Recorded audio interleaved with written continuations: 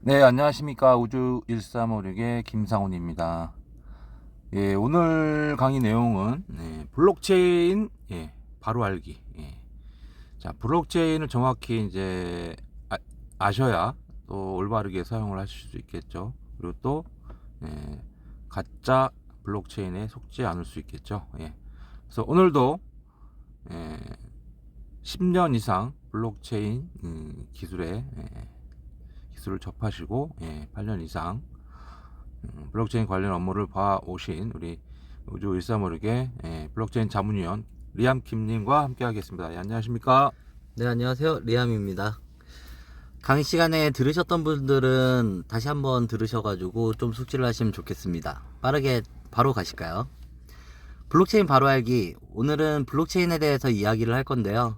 저희 대시월렛에서 일어나고 있는 블록체인 활동이나 그리고 월렛의 사용 방법이나 니모닉의 관리 방법 이런 것들 위주로 해서 설명을 드리겠습니다. 블록체인 하면은 공개되고 공유된 기록은 조작이나 왜곡이 어렵다. 블록체인에서 블록 단위로 생성되는 기록을 여러 장소에 나눠 저장하기 때문에 정보가 온전하게 저장되어 있을 수 있다. 이렇게 적혀 있는데요.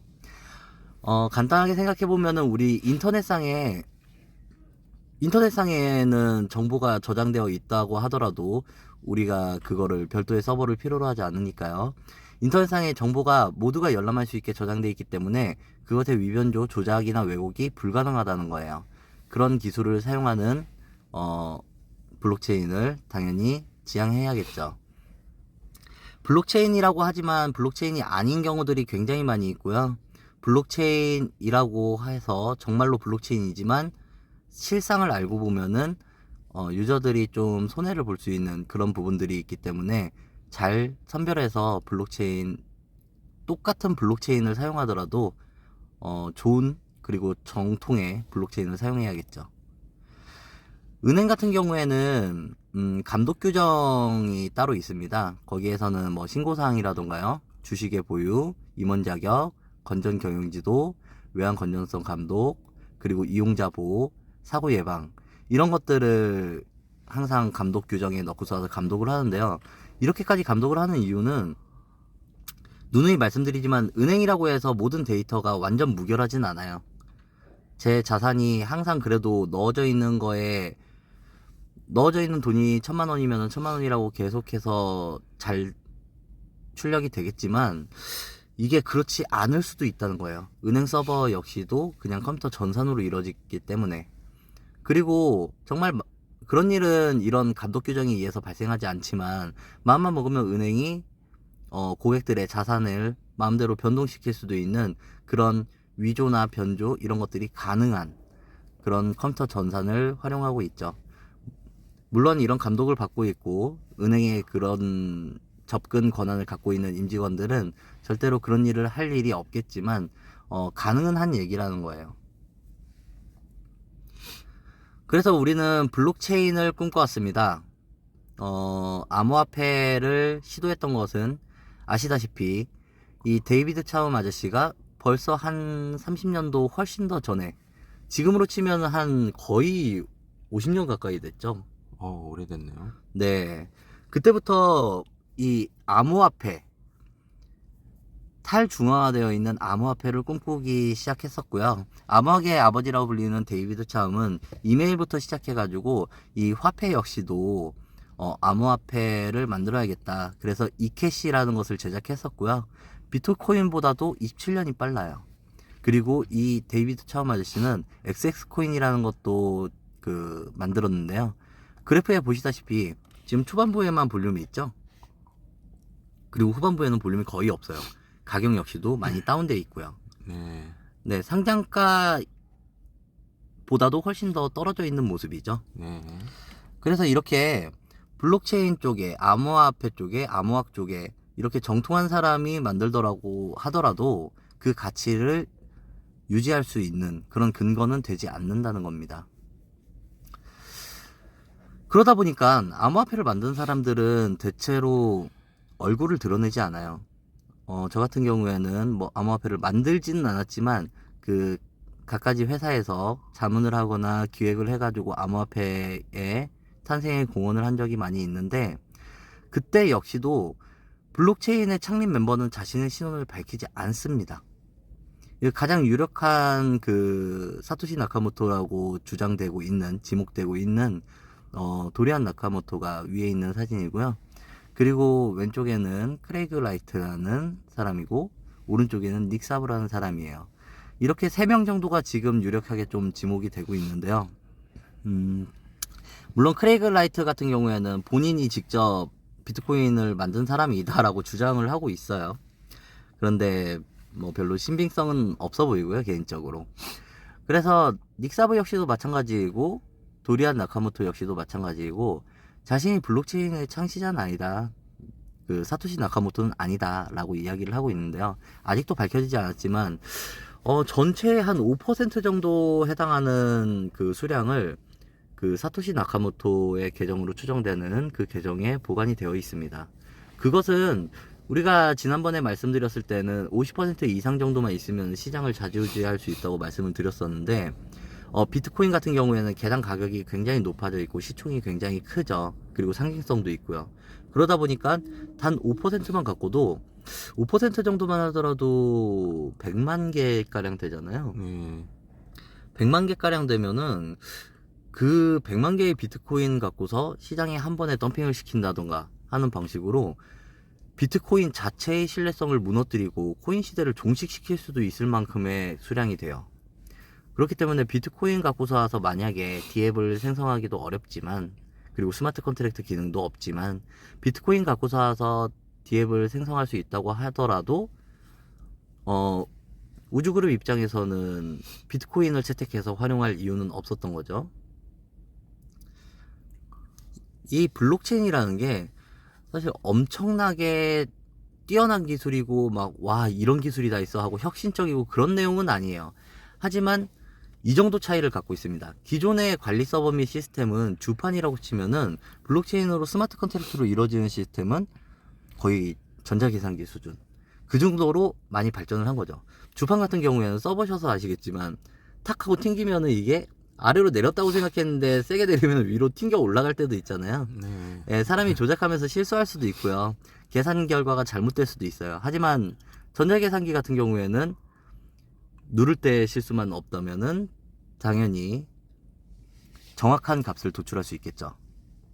스마트 컨트랙터도 마찬가지예요. 처음에 규칙을 정할 때 그때는 당연히 개발자가 그 노드 과반의 동의를 얻어서 규칙을 정할 때에는 잘못된 선택을 할 수도 있어요. 물론 그 이후에 수정을 하겠지만, 그렇지만 이미 그렇게 규칙이 정해져 버리면요, 계산기 역시도 2 더하기 3은 5라고 그냥 분명히 나오잖아요. 2 더하기 3 했는데 갑자기 7 나오고 6 나오고 이럴 일은 없잖아요. 그렇게 우리가 믿냐 안 믿냐를 떠나서 스마트 컨트랙트는 무조건적으로 작동을 한다. 그렇기 때문에 스마트 컨트랙트가 작동하는 그런 디앱을 우리는 활용을 해야겠고요. 그래서 우리가 채택해서 사용하고 있는 코인은 대시체인이죠. 대시체인에는 월렛이 있습니다. 그 많은 분들이 월렛의 사용을 함에 있어서 비밀번호 변경을 물어보시곤 해요. 현장에서도 실제로 그렇죠. 그렇죠. 예, 비밀번호 변경을 물어보시는데, 비밀번호를 변경할 수 있다는 것은 우리가 흔히 그 중앙화 플랫폼에서 비밀번호 변경하려고 하면은 기존 비밀번호를 입력해서 자기 힘을 증명하거나 아니면은 이메일 인증이라던가 전화번호 인증, 이런 개인 데이터를 넣고서 와서 본인 힘을 인증받은 다음에 비밀번호 변경 요청을 하잖아요. 그렇죠.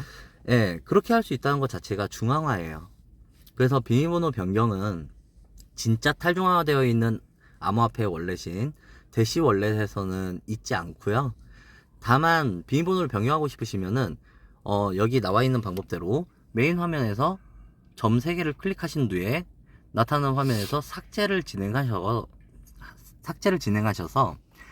지갑을 아예 삭제하신 다음에 다시 가져오기 지갑해서 니모닉을 입력하고 비밀번호를 재설정하실 수는 있어요.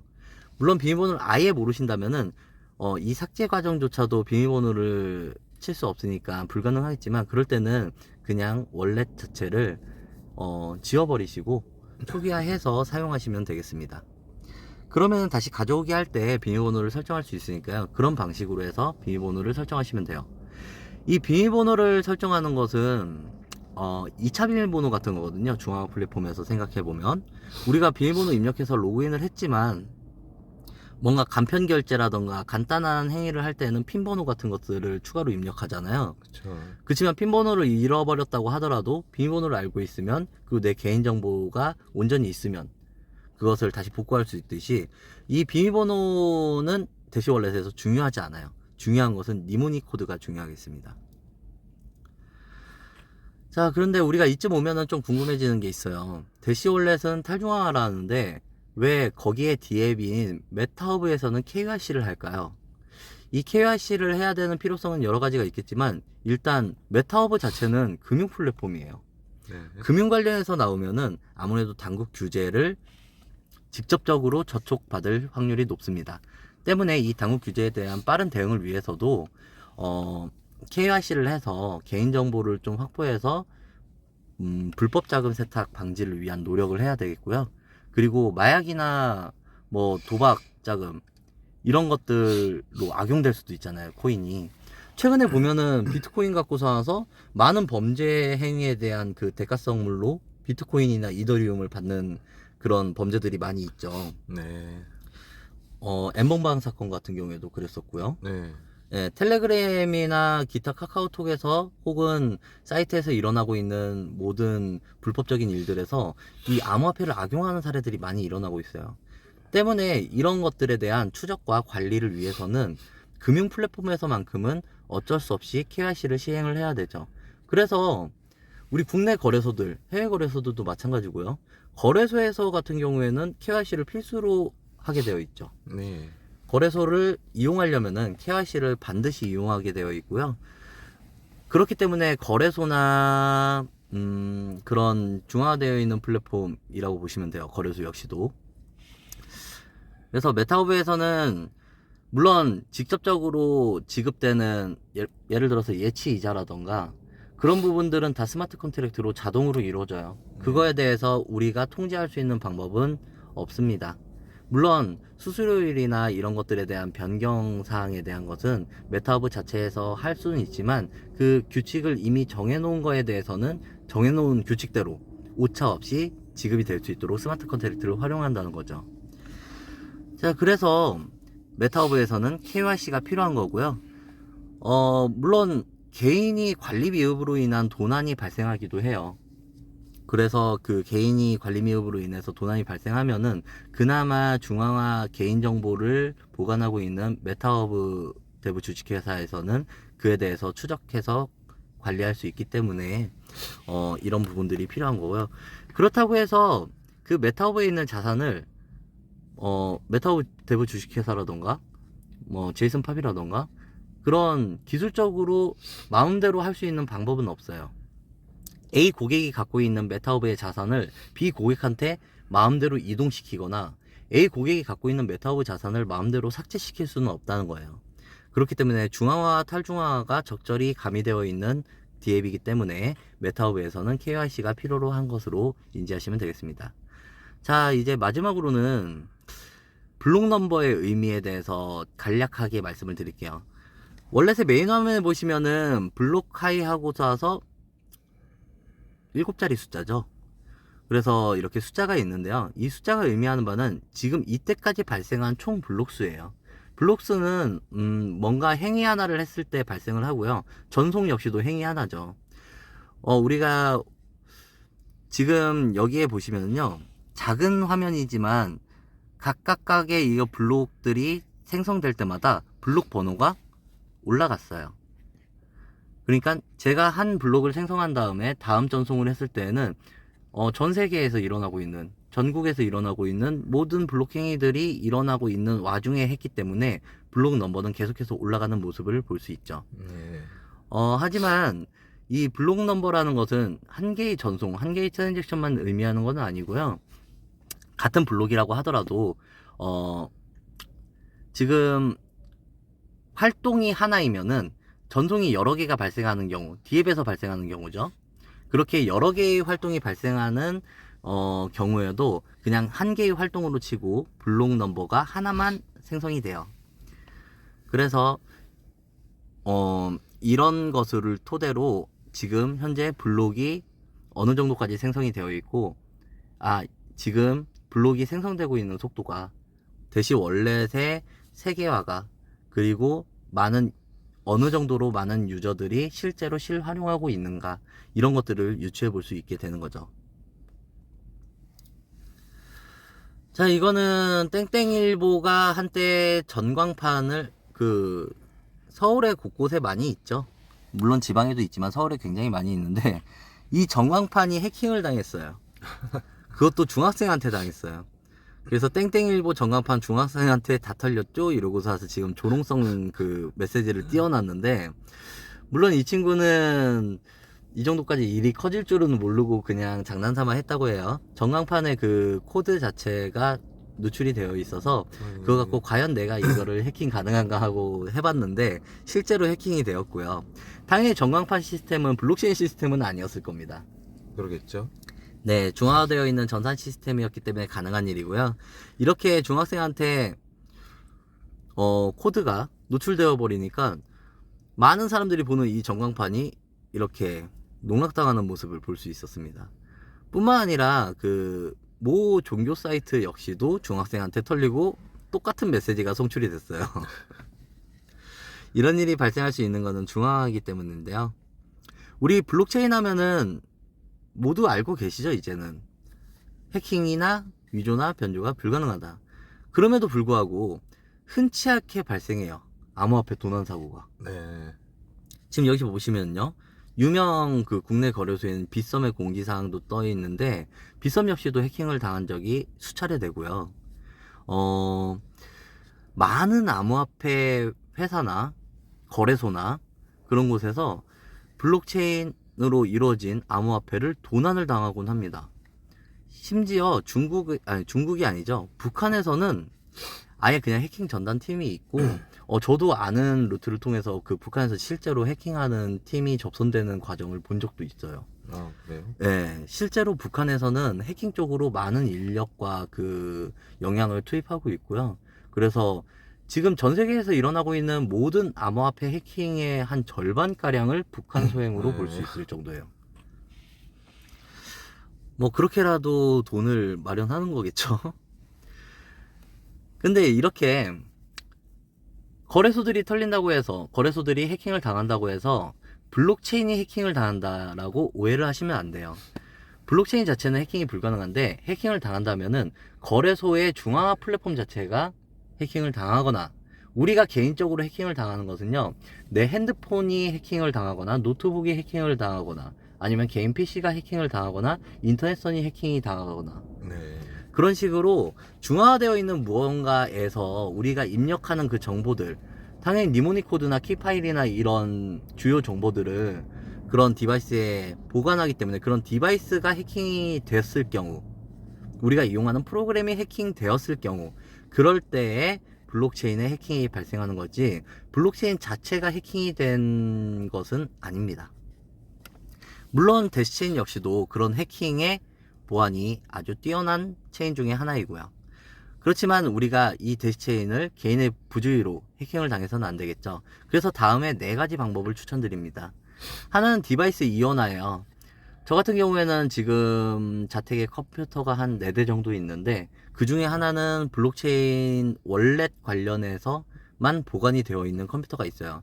그 컴퓨터는 제가 직접 검사를 한 USB나 이런 것들로만 접속을 하고요. 인터넷 접속이라던가 일체의 다른 외부적인 접촉은 차단하고 있습니다. 방화벽 역시도 높게 설정하고 있고요. 그렇게 해서 우리가 실제로 사용하고 있는 컴퓨터, 실제로 사용하고 있는 핸드폰과는 네. 다른 별도의 암호화폐 전용 콜드월렛처럼 사용하는 그런 디바이스가 있으면 좋고요. 그리고 니모닉의 암호화. 니모닉은 대체로 0단어로 되어 있어요. 근데 거기에다가 내 스스로의 암호를 거는 거죠. 우리가 비밀번호를 예를 들어 보면은, 비밀번호가 예를 들어서 ABCD라고 있어요. 네. 근데 우리가 그거를 ABCD라고 메모장에 적어 놓은 것을 컴퓨터에 보관해 놓으면은, 해커가 들어왔을 때 그 메모장에 있는 ABCD를 보고 비밀번호는 ABCD군 하고 바로 알아낼 수 있을 겁니다. 그런데 거기에다 나만의 규칙을 추가하는 거죠. 나는 항상 끝자리에서 두 번째에다가 38이라는 숫자를 붙인다. 이런 식으로 암호화를 정해놓는 거예요. 암호화 별거 아니에요. 그냥 남들이 못 알아보면 암호화죠. 네, 그래서 그렇게 규칙을 정해놓은 사람 같은 경우에는 거기에 ABC38D라고 되어 있겠죠. 왜냐면은 끝에서 두 번째에 네. 38이라는 숫자를 붙이는 규칙을 추가하기로 네. 했었으니까요. 그래서 ABC38D라고 적혀있는 그 메모장을 보고서 해커는 비밀번호는 ABC38D군 하고서 시도해보겠지만 안 될 네. 겁니다.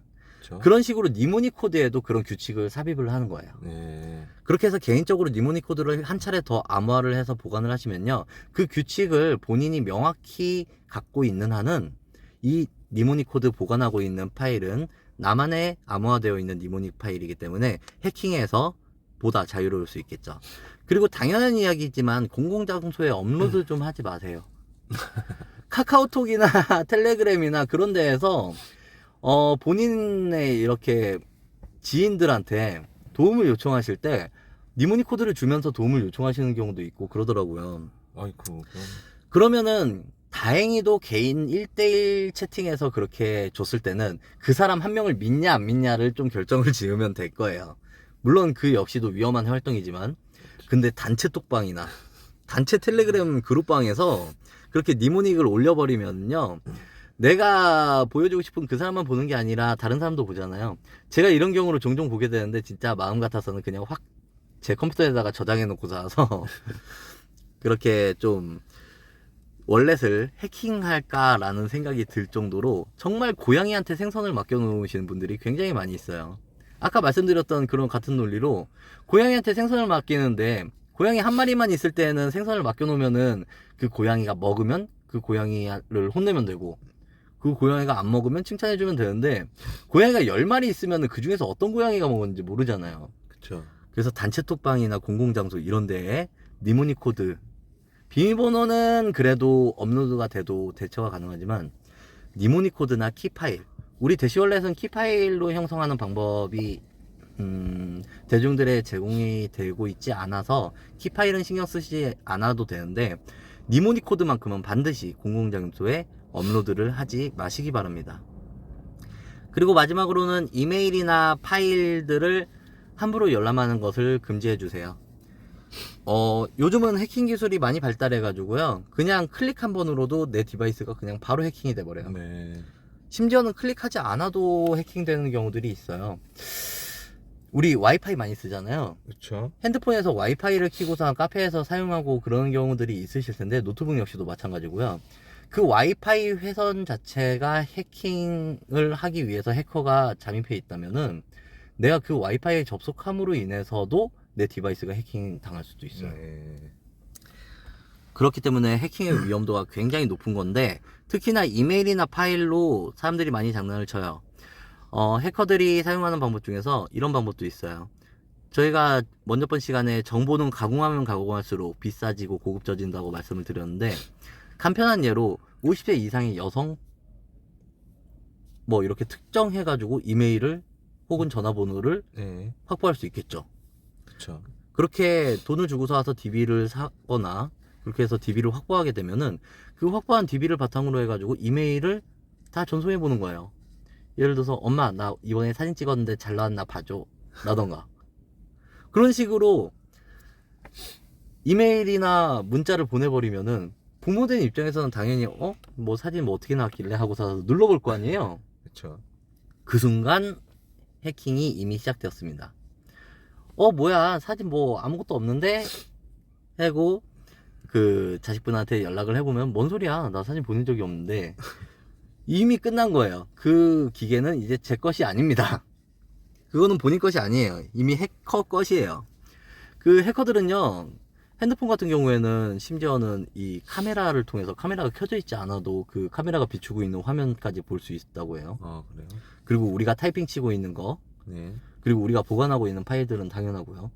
그런 것들을 다 열람할 수 있기 때문에 절대 이메일이나 파일은 함부로 열어보셔서는 안 되겠습니다. 네. 그냥 명확히 약속되어 있는 이메일이나 뭐 문자 이런 것들만 그 주소나 전화번호를 확실히 확인하신 뒤에 열람하시는 것을 추천드릴게요.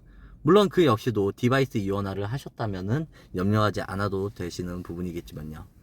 오늘은 이렇게 대시월렛에 있는 블록체인 부분들하고 대시월렛을 포함한 암호화폐 월렛의 보관 방법, 그리고 니모니 코드의 그 사용할 때 어떤 주의점들이 있는지, 그리고 해킹 관련해서도 이야기를 드려봤는데요.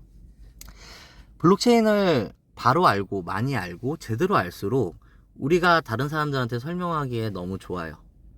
내가 아무것도 모르면 다른 사람도 알아듣고서 와서 했다고 생각을 하지만 그 사람 역시도 아무것도 모른 채로 다시 또 아무것도 모르는 사람들한테 이야기를 하게 될 겁니다. 그런 악순환이 반복되는 것이 나로부터 시작돼서는 안 되겠죠. 때문에 이 영상을 반복해서 시청해 보시고, 그리고 또 매주 수요일에 제가 짧게나마 강의를 드리고 있는 오프라인 강의도 참석을 하셔서 꼭 블록체인에 대해서 확실히 아시고 정확히 아셔서 그 사업을 진행하실 수 있는 그런 리더분들이 되실 수 있도록 기원 드립니다. 오늘 준비한 내용은 여기까지로 마치겠습니다. 네. 블록체인 제대로 아셔야 또 블록체인에 대해서 전달을 할 수 있겠죠. 우리 우주 3몰 또 우리 우주 1356 사업이 소개를 할 때 블록체인이야 해놓고선 정작 블록체인에 대해서 아무것도 모르고 있다. 그럼 이게 전달이 잘 제대로 안 되겠죠. 사업이 전달이. 그래서 우리 영상과 매주 수요일 오프라인 강의를 통해서 정말 블록체인에 대해서 정확히 알고 바로 올바르게 전달하고 올바르게 사용하시기 바라겠습니다. 지금까지 리암킴님께서 수고해 주셨습니다. 감사합니다. 네, 감사합니다.